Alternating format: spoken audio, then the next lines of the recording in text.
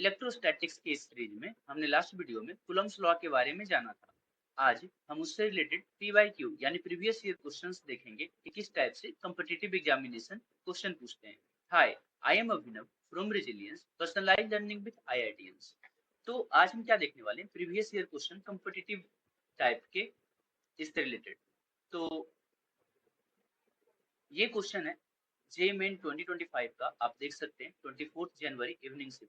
इसमें लिखा हुआ है a small uncharged conducting sphere is placed in contact with an identical sphere but having इतना charge, then remove to a distance such the force of repulsion between them is this. तो हमारे पास क्या है, दो स्फीयर है, एक अनचार्ज sphere है और दूसरा चार्ज स्फीयर है, आइडेंटिकल है, राइट। तो इसके पास चार्ज है 4 × 10⁻⁻⁸ एंड इसके पास है 0। और हमने देखा था जब हम आइडेंटिकल ऑब्जेक्ट को कांटेक्ट में लाते हैं तो टोटल चार्ज डिवाइड हो जाता है हाफ हाफ में। मतलब इसके ऊपर जो चार्ज एंड इसके ऊपर जो चार्ज आएगा कांटेक्ट होने के बाद दोनों के ऊपर हाफ हाफ हो जाएगा। मतलब इसके ऊपर हो जाएगा 2 × 10⁻⁻⁸ एंड इसके ऊपर भी सेम आएगा क्योंकि ये आइडेंटिकल है। डिफरेंट जब होंगे शेप एंड साइज के तब हम लोग देखेंगे, जब हम पोटेंशियल पढ़ेंगे उसमें देखेंगे कैसे चार्ज कैलकुलेट करते हैं डिफरेंट शेप एंड साइज के।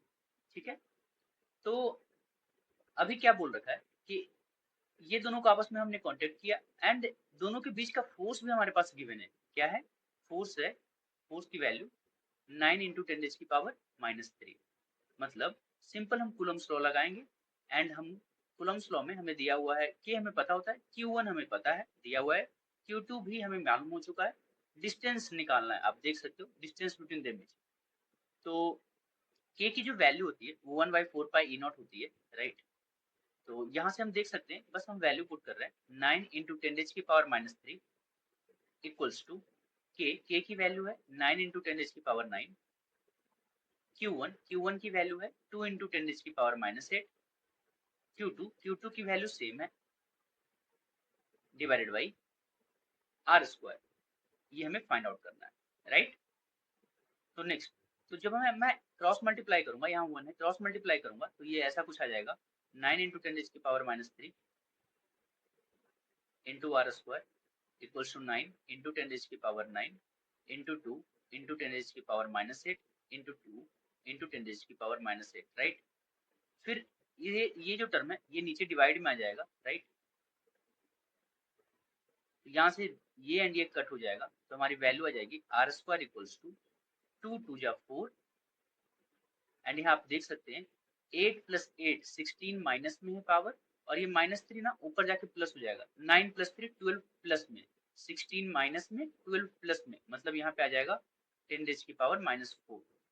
तो यहाँ से हम r की वैल्यू हमें मिल जाएगी 2 × 10⁻⁻²। एंड अगर हम लोग जो सारे कैलकुलेशन कर रहे हैं इस यूनिट में कर रहे हैं, मतलब हमारा जो आंसर आया होगा वो मीटर में आया होगा। जब हम सेंटीमीटर में कन्वर्ट करेंगे तो हमें मिलेगा 2 सेंटीमीटर दिस। तो ये क्वेश्चन जेईई मेन 2024 में पूछा गया था 5 अप्रैल मॉर्निंग शिफ्ट में। इसमें एक हाइड्रोजन लाइक एटम दिया गया है, उसमें Columbian force and gravitational force के बीच में रेशियो चाहिए। इलेक्ट्रॉन एंड प्रोटॉन है उस ऑब्जेक्ट के पास, मतलब हमें चाहिए Fe/Fg।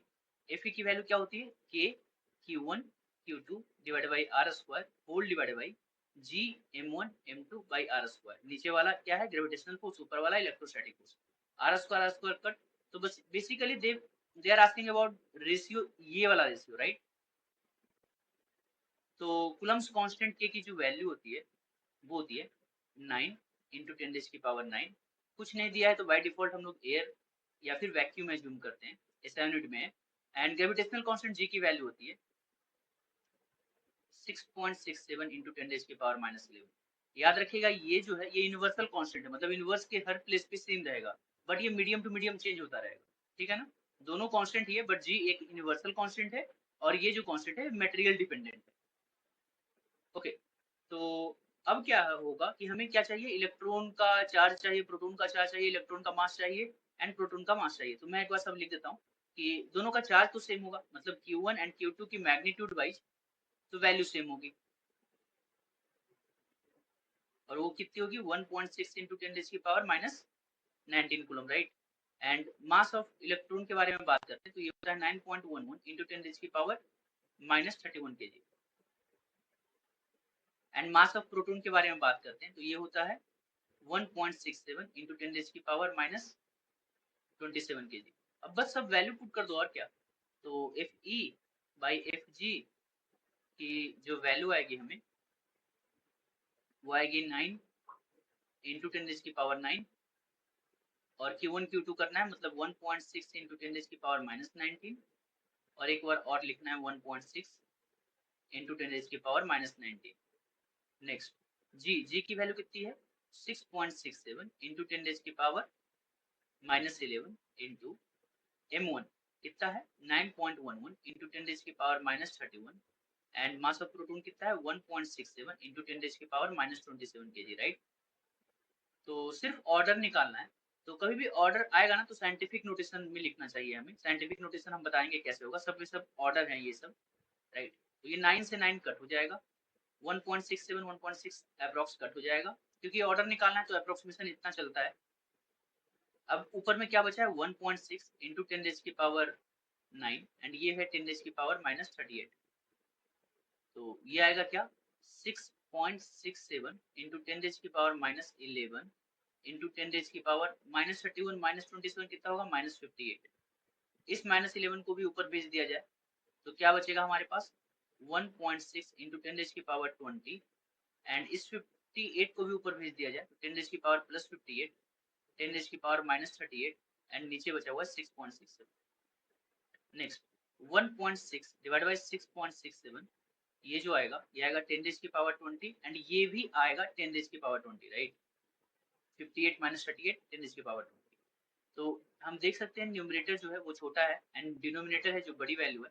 तो इसको जब हम कट करेंगे तो 6 2 जा 12 होता है, 6 3 जा 18, तो समथिंग 2 और 3 के बीच में आएगा, एंड सॉरी 0.23 इंटू 10 रेज की पावर 40। तो जब साइंटिफिक नोटेशन कभी भी ऑर्डर पूछेगा ना तो साइंटिफिक नोटेशन में लिखना है। साइंटिफिक नोटेशन का मतलब क्या है कि डेसिमल ऐसे जगह पे रहना चाहिए कि उसके आगे ना एक इंटीजर होना चाहिए, नन जीरो एक इंटीजर होना चाहिए, तो मतलब एक डिजिट होना चाहिए ऐसा। तो ये जब हम एक डेसिमल को इधर शिफ्ट करेंगे तो ये क्या आ जाएगा 10 की पावर 39, तो हमारा ऑर्डर क्या आ जाएगा 10 की पावर 39। कभी भी ऑर्डर पूछे तो हमें साइंटिफिक नोटेशन में लिखना है। साइंटिफिक नोटेशन में क्या होता है डेसिमल ऐसे प्लेस पे होना चाहिए कि उसके आगे एक नन जीरो डिजिट होना चाहिए। क्लियर है ये? ओके, तो हमारा ऑप्शन नंबर बी हो जाएगा। ठीक है, ओके। तो ये है नेक्स्ट क्वेश्चन, इसमें दिया हुआ है क्या, ये भी आप देख सकते हो जेई मेंस पीवाईक्यू ही है। a 10 microcoulomb charge is divided into two part. ठीक है, मतलब एक ऑब्जेक्ट ये रहा, दोनों के ऊपर क्या कर दिया मैंने, एक के ऊपर x रख दिया और दूसरे के ऊपर 10 माइनस x रख दिया। ठीक है, are placed at 1 centimetre apart, और दोनों के बीच का डिस्टेंस कितना कर दिया 1 centimetre, so that the repulsive force between them is maximum. तो इन दोनों के बीच में रिपल्सिव फोर्स मैक्सिमम होगा, ये पता लगाना है कि कौन से सेटअप पे रिपल्सिव फोर्स सबसे ज्यादा होगा। तो सबसे पहली बात तो कूलम्स फोर्स हम लिख देते हैं, इसकी वैल्यू हो जाएगी k x Q1 की वैल्यू एंड Q2 की वैल्यू 10 माइनस एक्स, ये हम माइक्रोकूलम में ही लिख रहे हैं, डिवाइडेड बाई आर स्क्वायर। अच्छा अब एक बार बताओ, अब हमें क्या करना है कि F की मैक्सिमम वैल्यू निकालनी है। R तो कांस्टेंट है क्योंकि इस दोनों के बीच का डिस्टेंस हम घटा बढ़ा नहीं रहे, 1 सेंटीमीटर है, K भी कांस्टेंट है, एंड X ही वेरिएबल है। मतलब अगर हम एक के ऊपर 1 कूलम रख दिया तो दूसरे के ऊपर 9 माइक्रोकूलम आ जाएगा, एक के ऊपर 2 रख दिया तो दूसरे के ऊपर 8 आ जाएगा, कुछ ऐसा चेंज होता रहेगा, राइट। तो X यहाँ पे वेरिएबल है, K एंड R नोन है। तो किसी भी फंक्शन में मतलब ये जो फोर्स है, अब फंक्शन हमारा किस चीज का बन गया है एक्स का, क्योंकि एक्स वेरिएबल है, बाकी सब नोन वैल्यू है। तो किसी भी फंक्शन में अगर हमें मैक्सिमा या मिनिमा फाइंड आउट करना पड़ता है तो हम लोग क्या करते हैं, मैक्सिमा या मिनिमा फाइंड आउट करने के लिए डिफरेंशिएशन वगैरह का यूज करते हैं, राइट, कैलकुलस का यूज करते हैं। तो इसको डिफरेंशिएट करके जीरो करो पहले बात तो d F by D x निकालने को ट्राई करते हैं। तो ये क्या आ जाएगा, तो इसके लिए पहले D F by D x निकालने को ट्राई करते हैं। तो यहाँ से पहले इसको मैं एक बार लिख देता हूँ अच्छे से। ये हमारा लिखा हुआ है k by are square and 10x minus x square, right. तो d F by D x इसको करेंगे तो ये कांस्टेंट है, कोफिशिएंट है ये सबका, तो ये बाहर पड़ा रहेगा, एंड इसको 10x को डिफरेंशिएट करेंगे तो मुझे मिलेगा 10, एंड एक्स स्क्वायर को डिफरेंशिएट करेंगे तो मुझे मिलेगा 2x, राइट। तो डिफरेंशिएट करके जीरो करते हैं हम लोग इसको, तो ये वाली वैल्यू जीरो करते ही ये वाला टर्म तो उसके साथ मल्टीप्लाई होकर के जीरो हो जाएगा, इसको जीरो होना होगा, राइट। तो 10 माइनस 2x की वैल्यू जीरो हो जाएगी, तो यहाँ से क्या आ जाएगा 10 इक्वल्स टू 2x, तो यहाँ से आ जाएगा x इक्वल्स टू 10/2, मतलब 5 माइक्रोकूलम पे यहाँ पे एक एक्सट्रीमा यानी मैक्सिमा या मिनिमा में से कोई एक लाई कर रहा होगा, ये मैक्सिमम वैल्यू ही होगा। ये कैसे पता लगाते हैं? तो हम लोग क्या करते हैं, किसी भी फंक्शन में ना, अगर लेट्स सपोज एक फंक्शन है f एंड इसकी मैक्सिमम वैल्यू मुझे पता करना है, तो हम क्या करते हैं, df by D X equals to 0 करते हैं एंड यहाँ से रूट्स निकालते हैं। जैसे हमने यहाँ से रूट निकाला तो यहाँ x की वैल्यू 5 माइक्रोकूलम आई, सॉरी माइक्रोकूलम, राइट। तो यहाँ से x की वैल्यू निकालते हैं, फिर क्या करते हैं कि जो फंक्शन हमारा मिला था यहाँ पे, जैसे यहाँ पे मिला ये वाला, इसको ना डबल एक बार और डिफरेंशिएट करते हैं, मतलब डबल डिफरेंशिएट करते हैं। और अगर d2f by D X square मतलब डबल डिफरेंस 0 है तो मैक्सिमा लाई करता है एंड ग्रेटर देन 0 होगा तो मिनिमा लाई करेगा, ठीक है।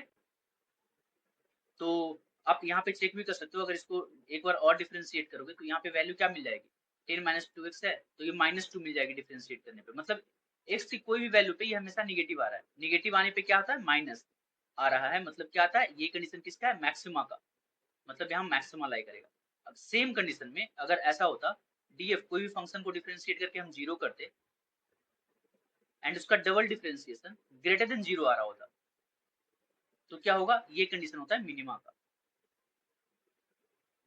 क्लियर है ये? तो हालांकि यहाँ चेक करने की जरूरत नहीं है मैक्सिमा या मिनिमा, क्योंकि एक ही रूट आया तो मैक्सिमा पूछा है तो मैक्सिमम ही आएगा। क्लियर है ना?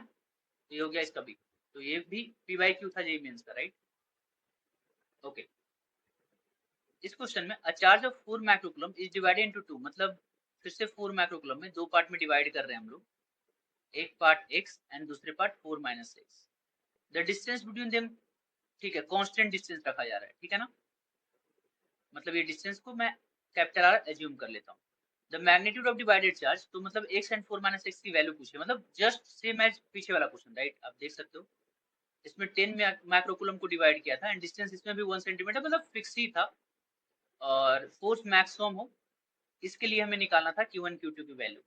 सिमिलरली इसी तरीके से करेंगे एंड यहाँ पे 10 माइनस टू एक्स की जगह पे 4 माइनस टू एक्स आएगा, क्योंकि यहाँ 10 माइक्रोकूलम है, पीछे में 4 माइक्रोकूलम है, राइट। यही डिफरेंस आ जाएगा, तो ये आ जाएगा 4 minus two X equal to 0, तो ये 2 माइक्रोकूलम एंड 2 माइक्रोकूलम आएगा। Is this okay? तो देख लो ऐसे क्वेश्चन भी पूछते हैं, तो ये किस चीज के ऊपर बेस्ड है, एक तो कूलम्स लॉ वगैरह तो है ही, और दूसरा df by D X equal to 0 and d2f by D X square less than 0। ये किस चीज का केस होता है, मैक्सिमा का केस होता है, ये मैक्सिमा का केस होता है। मिनिमा का केस क्या होता है, df by D X equal to 0 and d2f by D X square greater than 0, ऐसा हो तो मिनिमा। कभी भी मैक्सिमा या मिनिमा पूछा ना, तो क्या करो कि फंक्शन बना लो, उसको सिंगल डिफरेंशिएट करो, 0 करो, वहां से रूट फाइंड आउट करो, और फिर क्या करो, एक बार और उसको डिफरेंशिएट करो। अब उस रूट की वैल्यू को उसमें पुट करके देखो कि वैल्यू मैक्सिमा के लिए, मतलब अगर लेस देन 0 आ रही है तो मैक्सिमा है, एंड जहां पे ग्रेटर देन 0 आ रही है वो मिनिमा है, ठीक है। ओके।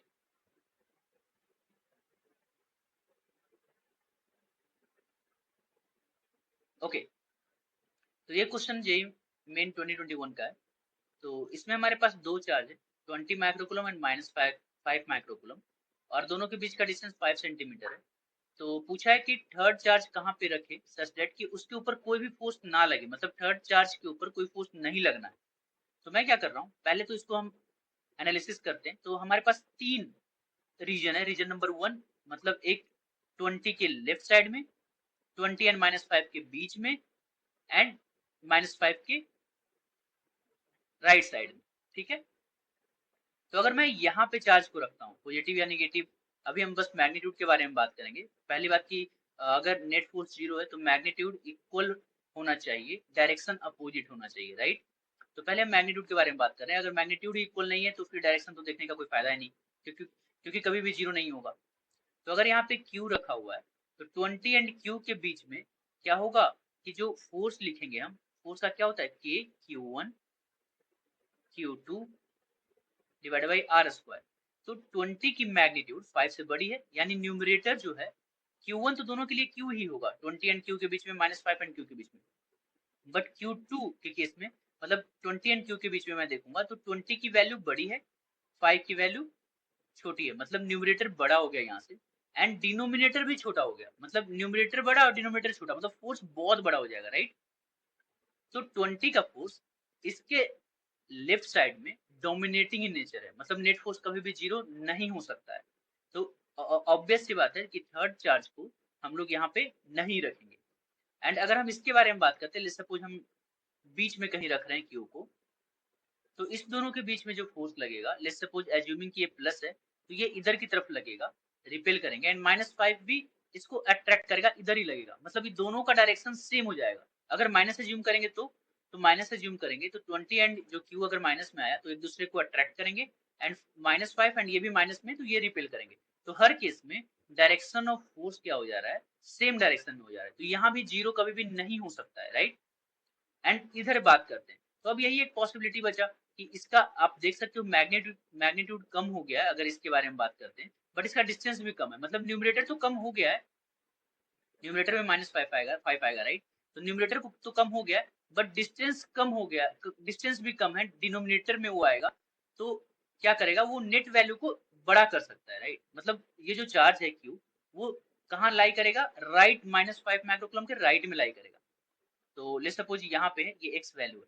वैसे तो हम यही समझ के ना यहाँ से हम लोग टिक कर सकते हैं कि 5 centimetre from -5 microcoulomb to the right side, क्योंकि और कोई भी ऑप्शन राइट साइड में है ही नहीं, राइट। तो हम यहीं से टिक कर सकते हैं, बट लेट्स हम लोग एक्चुअल वैल्यू निकालने को ट्राई करते हैं, ये 5 सेंटीमीटर वैल्यू निकालने को ट्राई करते हैं। तो हमने यहाँ एक्स एज्यूम कर लिया, तो क्या होगा कि -5 एंड क्यू के बीच में जो फोर्स लगेगा वो लगेगा के Q into magnitude, let's suppose हम लोग बात कर रहे हैं by are square. R square की वैल्यू तो कितनी आ रही है, एक्स स्क्वायर में हम लोग रख रहे हैं, राइट। एंड सिमिलरली इसके कारण जो फोर्स आ रहा होगा वो भी इक्वल आ रहा होगा मैग्नीट्यूड वाइज, क्योंकि डायरेक्शन अपोजिट आ रहा होगा, तभी ना कैंसिल आउट होगा। तो के क्यू इंटू 20 डिवाइडेड बाई, यहाँ पे क्या आ जाएगा, यहाँ पे 5 सेंटीमीटर प्लस एक्स का होल स्क्वायर। मैंने नीचे सेंटीमीटर लिखा है, यहाँ भी सेंटीमीटर है, तो आपस में कट जाएगा, माइक्रोकूलम यहाँ है, माइक्रोकूलम है, तो वो दोनों आपस में कट जाएगा।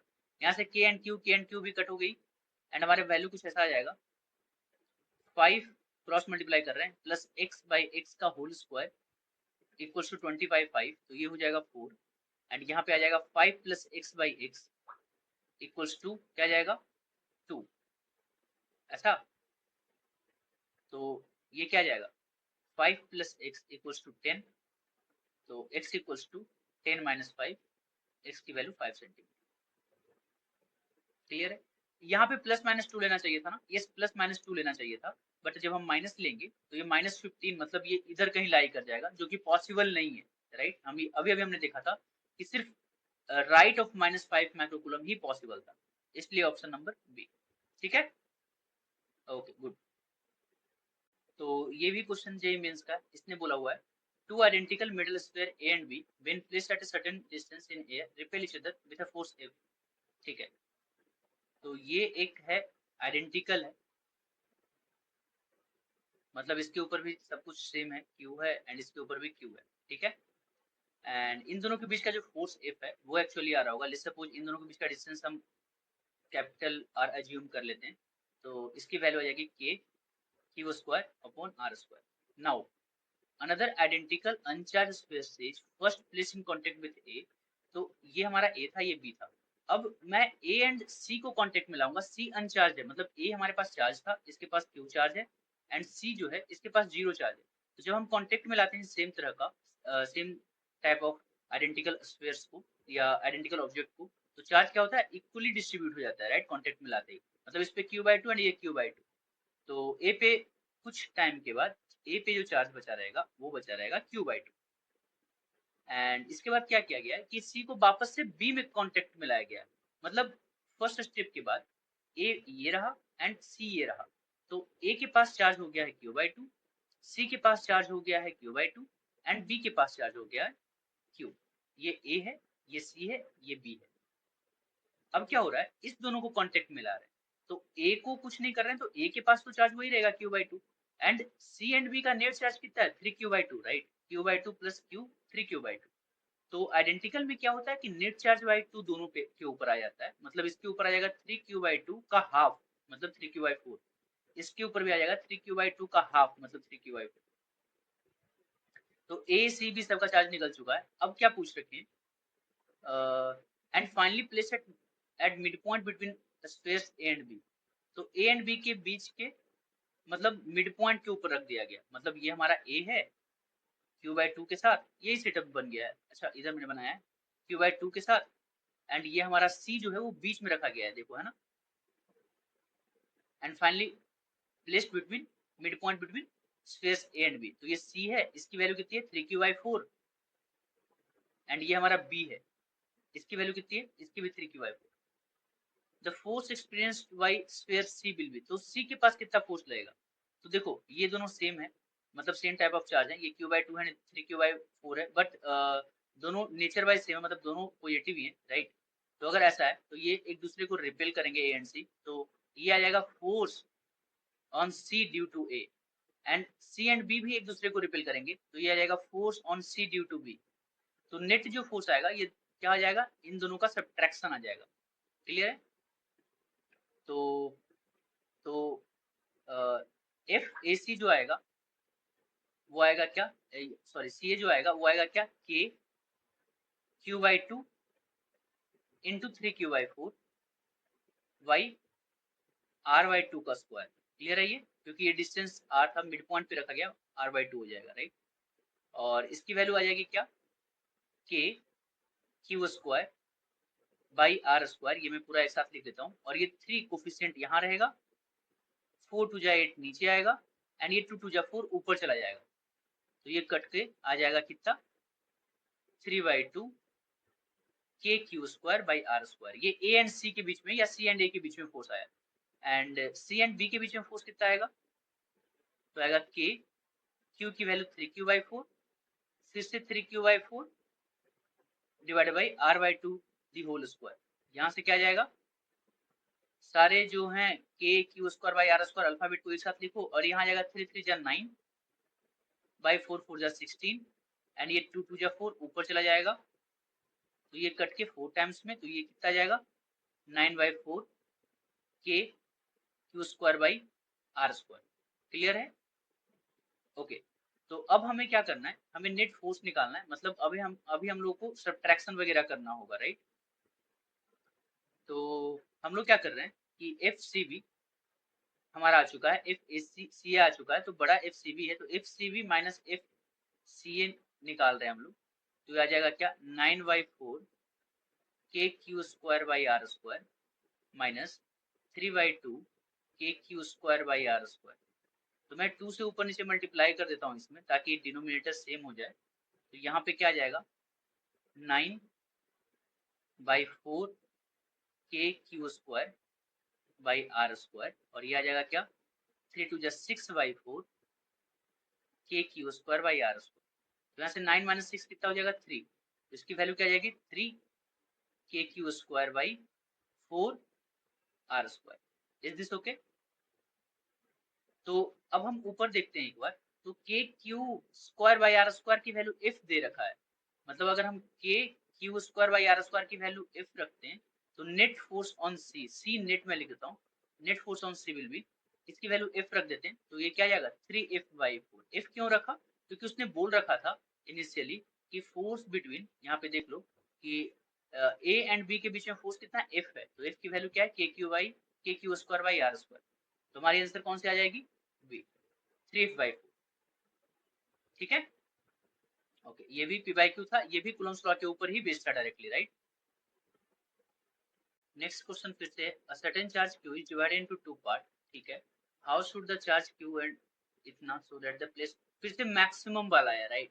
मैक्सिमम वाला दो क्वेश्चन कर चुके हैं, देखो मैं दिखाता हूँ कहाँ, ये देखो 2 माइक्रो कूलम वाला आया था 4 माइक्रो कूलम से, राइट।